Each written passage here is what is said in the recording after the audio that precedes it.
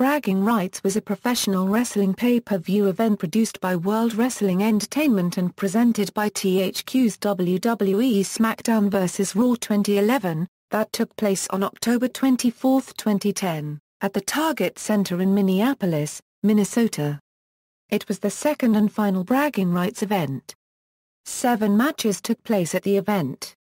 Bragging Rights received 137,000 buys, down from 181,000 the previous year. Background: Bragging Rights featured professional wrestling matches involving different wrestlers from pre-existing scripted feuds, plots, and storylines that were played out on World Wrestling Entertainment's television programs. Wrestlers portrayed villains or heroes as they followed a series of events that built tension and culminated in a wrestling match or series of matches. The main concept of the show featured an inter-promotional match featuring wrestlers from Raw against those of SmackDown for bragging rights, with Team SmackDown going for their second bragging rights victory since their inaugural win last year. On the October 8 episode of SmackDown, Big Show was named the captain of Team SmackDown. On the October 11 episode of Raw, 6 of the 7 members of Team Raw qualified through winning matches, all of which included John Morrison, R-Truth, Santino Marella, Sheamus, the recently traded CM Punk and the team captain The Miz. Following that, SmackDown also held qualification matches adding Rey Mysterio, Jack Swagger, Alberto Del Rio, Kofi Kingston, and the recently traded Edge. Hoping to prove himself, Cable challenged the Big Show to earn a spot on Team SmackDown. Big Show stated that Cable wouldn't last 5 minutes in the ring with him and accepted the 5-minute challenge. Cable lasted the 5 minutes and earned a spot on Team SmackDown, only to lose to Tyler Rex right after and lose his spot to him. On the October 18 episode of Raw, The Miz completed Team Raw by adding the returning Ezekiel Jackson as the 7th member of Team Raw.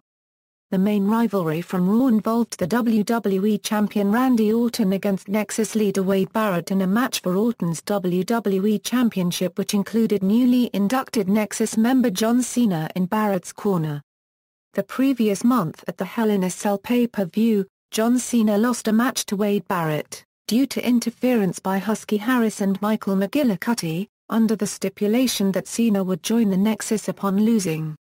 While attempting to destroy the Nexus from the inside, the Raw general manager forced Cena to follow Barrett's orders because of the stipulations of the match, or he would fire Cena. During a battle royal to determine the next #1 contender to face Randy Orton, Cena, Barrett and the other members of the Nexus worked together to eliminate the other Raw superstars, until only Cena and Barrett were left. Barrett ultimately won when he forced Cena to eliminate himself, thus making Barrett the #1 contender. Upon winning, Barrett forced Cena to be in his corner during the match to ensure that Barrett wins the match. Another rivalry from Raw was that of Dolph Ziggler and Daniel Bryan. On the October 18 episode of Raw, Bryan challenged Ziggler to an inter-promotional match at Bragging Rights. Ziggler accepted the challenge and the match was made official.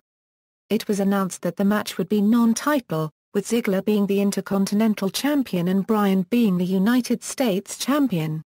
The main rivalry from SmackDown involved the World Heavyweight Champion Kane against his half-brother The Undertaker in a Buried Alive match for the World Heavyweight Championship. At Hell in a Cell, Paul Bearer, who was with The Undertaker during the Hell in a Cell match against Kane, betrayed The Undertaker, giving the victory to Kane once again. 2 weeks later on SmackDown, Paul Bearer issued one more challenge to The Undertaker in a Buried Alive match. Later that night, The Undertaker accepted the match and taunted Kane with his own pyrotechnics. Another rivalry from SmackDown revolved around the Divas Championship. Michelle McCool and Layla were the self-professed co-Divas champions heading into the event, where one of them would face challenger Natalya. It was announced on the October 22 episode of SmackDown that Layla would be the one to face Natalya at Bragging Rights, with the Divas Championship on the line. Prior to Bragging Rights airing, an untelevised match took place between Montel Vontavious Porter and Chavo Guerrero, which Porter won.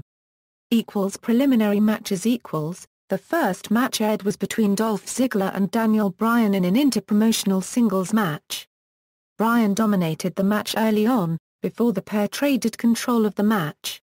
Following a series of near falls, Ziggler earned a 3 count. As Bryan's feet were on the ropes, however, the match continued. The two traded moves and near falls until Bryan forced Ziggler to submit to his label lock hold. Immediately after the match ended, Vicky Guerrero entered the ring and started arguing with the referee about the Ziggler's loss due to the fact that during the match, he had earned a 3 count and the referee did not see Bryan's foot on the ropes and decided to continue the match. The referee proceeded to symbolically eject Vicky and then Dolph Ziggler as he engaged in the argument with Vicky.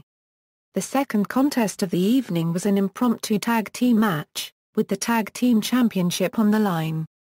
Wade Barrett announced that David Otunga and John Cena were to face champions Cody Rhodes and Drew McIntyre. Otunga and Rhodes started the match, and Rhodes gained control. Rhodes and McIntyre utilized quick tags to keep control and earn a near fall before Otunga tagged in Cena.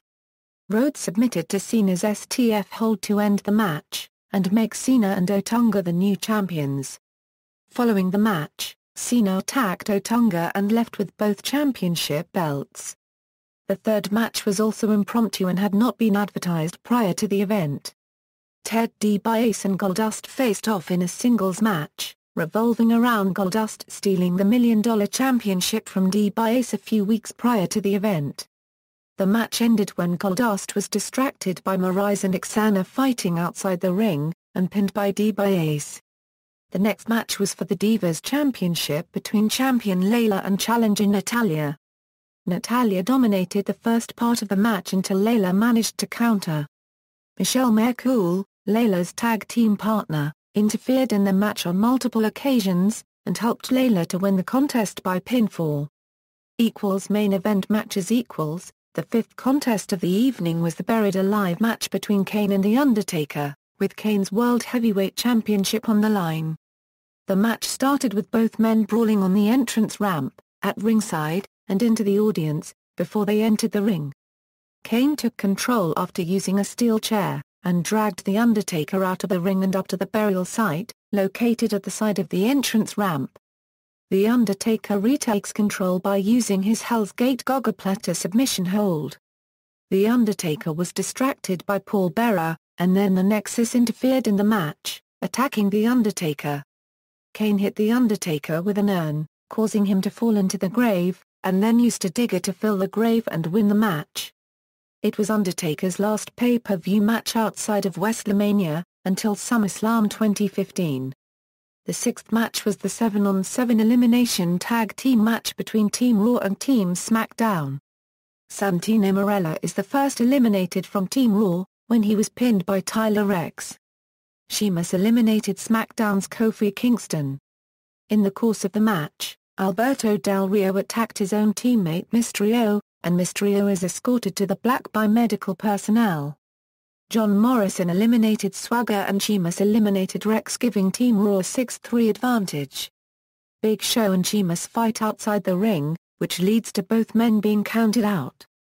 Edge eliminated R-Truth and Morrison in quick succession, but Punk eliminated Del Rio, leaving Edge as the only member of Team SmackDown.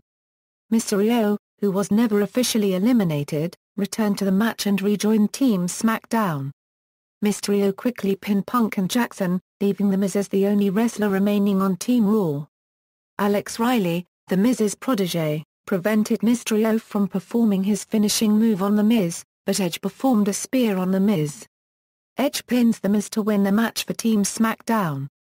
The seventh and final contest of the night was for the WWE Championship between champion Randy Orton and challenger Wade Barrett, who was accompanied by John Cena.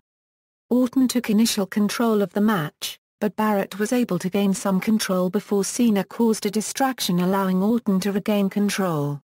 On the outside of the ring, Barrett sent Orton shoulder first into the steel steps, allowing Barrett to take control of the match.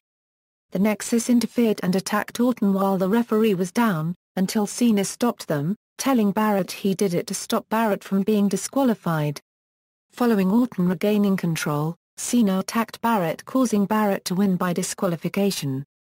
Orton retained the championship, but as Barrett won the match, Cena retained his job. Following the match, Orton attacked both Cena and Barrett to end the event. Reception: bragging rights received 137,000 pay-per-view buys, a decrease from the 181,000 garnered by the 2009 event of the same name. This represented a decline of 24% and contributed to a $2.5 million decline in pay-per-view revenue in the fourth quarter of 2010 for WWE. Results: 14-man interpromotional elimination tag team match. See also: List of WWE pay-per-view events, WWE bragging rights. References. External links: Official bragging rights website.